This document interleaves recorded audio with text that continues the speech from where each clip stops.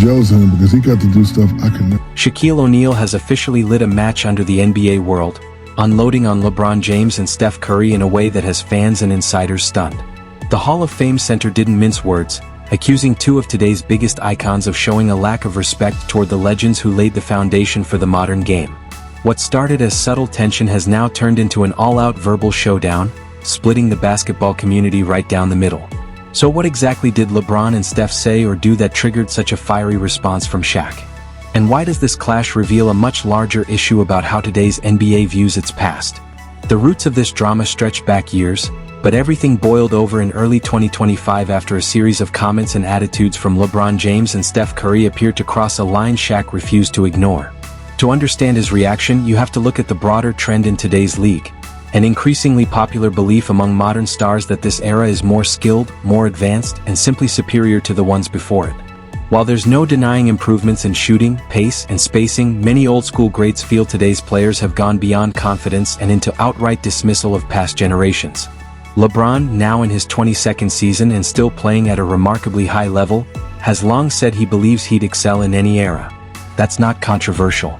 But recent comments, made during a low-profile interview, suggested that the competition in today's NBA far outweighs what players faced in the 80s and 90s, and for Shaq, that implication was the final straw. LeBron never said it outright, but the message didn't need to be spelled out. The suggestion was obvious. Today's NBA stars are operating on a level that the legends of the past simply wouldn't be able to match. Steph Curry, on the other hand, has been steadily building the case for his place among the most influential players the game has ever seen. And to be fair, he's earned that conversation by completely reshaping how basketball is played through the three-point revolution. Still, in the process of elevating his own era, some of Steph's remarks have rubbed people the wrong way, particularly when they seem to downplay the accomplishments of elite guards who came before him. During a recent podcast appearance, Curry spoke about how the modern NBA demands a higher level of skill, something he implied wasn't essential in earlier decades. To many listeners, it sounded like harmless commentary. But to Shaquille O'Neal, it felt like a direct insult to the generations that carried the league on their backs long before today's stars arrived. Shaq isn't reacting out of insecurity or chasing headlines. His resume speaks for itself: 4 NBA championships, 15 All-Star selections, and a level of dominance that few players in history have ever approached. He came up in a brutal era of basketball, one defined by relentless physicality, where driving to the rim meant taking punishment, hand-checking was part of the game, and every bucket had to be earned the hard way. He competed alongside and against icons like Michael Jordan, Hakeem Olajuwon, Patrick Ewing, and David Robinson. Players who dominated without the luxury of modern spacing, advanced analytics, or defensive 3-second rules. So when Shaq heard what LeBron and Steph were implying, it struck a nerve. By late January 2025, O'Neal took to his podcast and unleashed a fiery response aimed squarely at both superstars. And this wasn't playful trash talk or media noise. It was a full-throated call-out that made it clear he felt the past was being disrespected. This wasn't casual commentary. This wasn't entertainment. For Shaquille O'Neal, this was deeply personal. In his mind, he wasn't just speaking for himself, he was standing up for an entire generation of players who fought, bled, and sacrificed to build the league into what it is today. Shaq began by addressing LeBron James head-on. He gave credit where it was due, praising LeBron's greatness, durability, and elite basketball mind. But once that respect was established, Shaq didn't hold back. He challenged LeBron's tone and mindset, saying he needed to stop acting like the game started with him and remember that everything he's achieved rests on the foundation laid by legends before him. Shaq emphasized that LeBron has benefited from advantages previous eras never had: cutting-edge sports science, recovery methods, and rule changes designed to shield offensive players from excessive contact. Then came the gut punch. Shaq asked whether LeBron could still put up the same numbers if he had been forced to battle the bad boy Pistons night after night. Could he drive into the lane knowing Bill Laimbeer or Rick Mahorn might take his head off? That wasn't basketball, Shaq said of that era. That was war. But the criticism didn't stop at physicality. Shaq questioned LeBron's leadership and his relationship with the history of the game. He wondered aloud whether LeBron truly honors those who came before him or if he's become too consumed with placing himself at the top of every all-time discussion. Shaq pointed to players like Magic Johnson and Larry Bird, superstars who dominated their era while still showing humility and respect for past greats. In Shaq's view, LeBron too often positions himself above everyone else, rather than as part of a larger legacy. Then Shaq shifted his focus to Steph Curry, and the intensity somehow ramped up even further. Shaq made it clear, there's no denying Steph's brilliance. He may very well be the greatest shooter basketball has ever seen. But Shaq raised a question that instantly lit up the basketball world. Would Steph survive in the NBA of the 1990s? Could he withstand constant grabbing, holding, and body contact without officials rushing in to call a foul? Shaq argued that Curry's skill set is perfectly tailored for today's NBA, where defenders are restricted and physical defense is heavily penalized. Back in Shaq's era, he said, elite defenders like Gary Payton, John Stockton, and Joe Dumars would have turned every possession into a battle, crowding Steph, bumping him, and making life miserable from the opening tip to the final buzzer. And unlike today, the officials wouldn't have stepped in to slow it down. Shaq made that point crystal clear. When people claim the skill level is higher now, he pushed back hard. In his era, players had to manufacture their own space. There was no camping in zones because of illegal defense rules, and defenders were allowed to use their hands. Every possession was a true one-on-one battle against the best in the world. According to Shaq, that required real skill, not just freedom of movement created by modern rule enforcement. He went on to highlight another major advantage today's stars enjoy: unlimited access to film, analytics, scouting, and advanced coaching tools that simply didn't exist decades ago.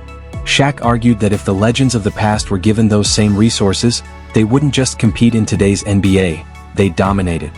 In fact, he believes players like Michael Jordan, Hakeem Olajuwon, and even himself would be more unstoppable now than ever, thanks to rules that heavily favor offense and make scoring easier than at any point in league history. The most explosive moment of Shaq's rant came when he accused LeBron James and Steph Curry of showing disrespect, not just through what they say but through how they carry themselves. He claimed there's a growing mindset among some modern players that anything before the year 2000 is irrelevant, as if the game was somehow inferior until this era arrived. That idea struck a nerve. Shaq's voice reportedly rose as he defended the icons who built the league from the ground up. Calling it flat-out disrespect, he name-checked Magic Johnson, Larry Bird, Michael Jordan, Hakeem Olajuwon, and countless others, reminding everyone that without their sacrifices, there would be no global NBA platform for today's stars to shine on. With that, Shaq made his stance unmistakably clear. This was no longer just a basketball argument, it was a fight over respect, legacy, and the very identity of the game. That said, to be fair, it's important to understand where LeBron James and Steph Curry are coming from, because their perspective isn't entirely wrong either. LeBron, in particular, has spent virtually his entire career living under the shadow of constant comparisons to Michael Jordan. In many ways, LeBron has spent his entire career defending his era against critics who constantly argue that the 1990s were tougher, meaner, and more competitive. From his point of view, that argument ignores reality. Over the past 2 decades, he's gone up against elite talent year after year, dynasties, super teams, future Hall of Famers, and done so while carrying the responsibility of being the franchise player wherever he's gone. When LeBron talks about the modern NBA being more skilled, he's not dismissing the past. He's pointing to how the game has changed. Today's players are more versatile than ever. Centers stretch the floor and shoot threes, guards can score in the post, and nearly everyone on the court can dribble, pass, and read the game at a high level. The basketball IQ, spacing, and positional flexibility seen today really are unprecedented. To LeBron, that evolution represents progress, not disrespect. In his mind, acknowledging that the game has become more skilled doesn't mean the legends weren't great. It simply means the sport has grown. And honestly, that perspective isn't unreasonable. Where LeBron may have stumbled, though, is in how that evolution has sometimes been framed, occasionally in ways that make earlier eras sound less legitimate or even inferior. That's where the tension begins to boil.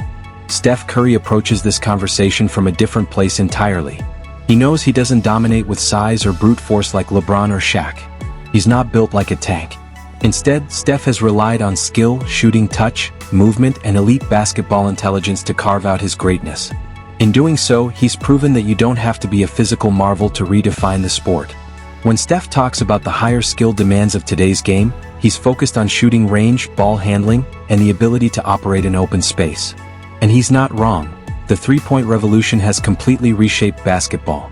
Defenses now have to guard every inch of the floor, not just the paint, creating new challenges that demand a different kind of mastery.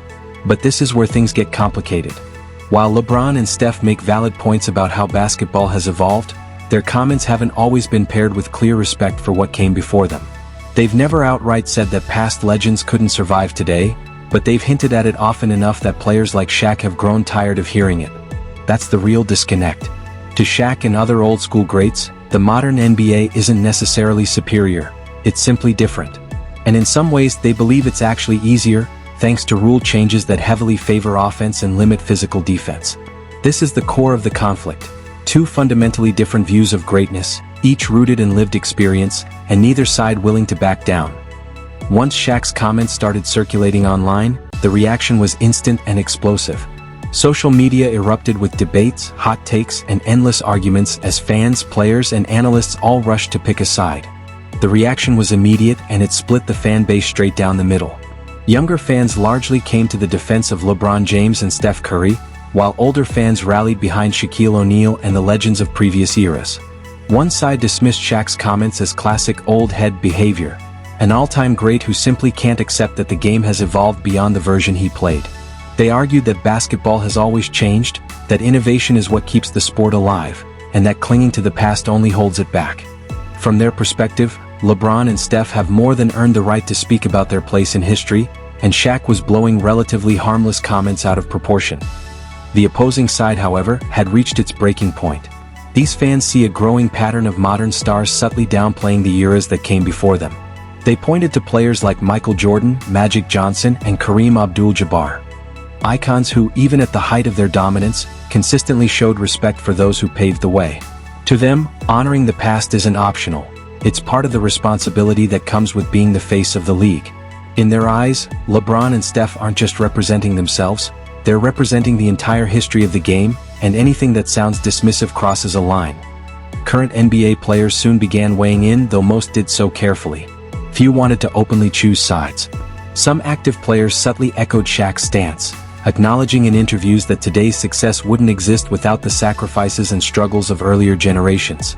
Others defended LeBron and Curry, arguing that confidence is being mistaken for disrespect and that fans are projecting meaning onto comments that were never intended as shots at the past.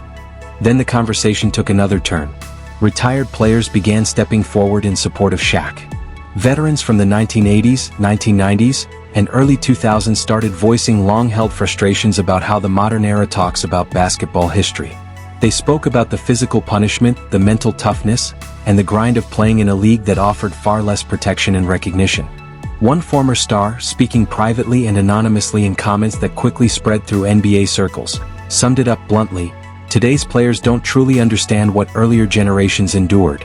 He contrasted today's packed schedules with back-to-back games played after commercial flights, brutal contact in the paint, and an era where flagrant fouls were rarely called. Coaches and analysts also joined the debate. Some tried to strike a middle ground, framing the controversy as a generational communication gap rather than outright disrespect. Others took firmer positions, either praising the evolution of the modern game or insisting the league has grown softer compared to what it once was. What's become impossible to ignore is that this dispute has grown far beyond Shaq, LeBron, and Steph. It now represents a deeper clash over how basketball history should be viewed, how respect is defined, and what true greatness really means. And as the debate continues, that generational divide shows no signs of closing. Here's the part that often gets overlooked, and it may be the most important piece of this entire debate. At its core, this controversy isn't really about whether LeBron James could survive the bad boy Pistons or whether Steph Curry would struggle against a defender like Gary Payton. Those arguments are just surface-level flashpoints.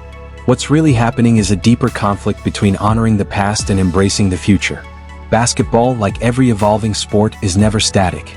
The game Shaquille O'Neal ruled in the early 2000s wasn't the same game Magic Johnson dominated in the 1980s, and that version was worlds apart from the one Bill Russell thrived in during the 1960s.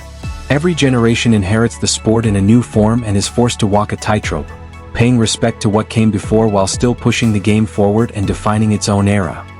The challenge is that respect can sometimes feel like a constraint on progress. When modern players feel obligated to constantly preface their achievements with ceremonial praise for past legends, it can start to sound forced rather than sincere. From LeBron and Steph's point of view, they may believe they've already shown enough respect through their play, their consistency, and their impact.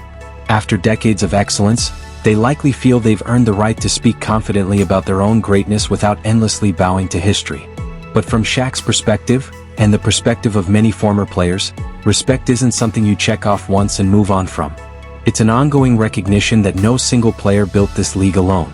Today's superstars benefit from decades of sacrifice that led to global exposure, massive contracts, advanced facilities, and unprecedented influence, and acknowledging that lineage matters, that there's also a quiet layer of insecurity on both sides.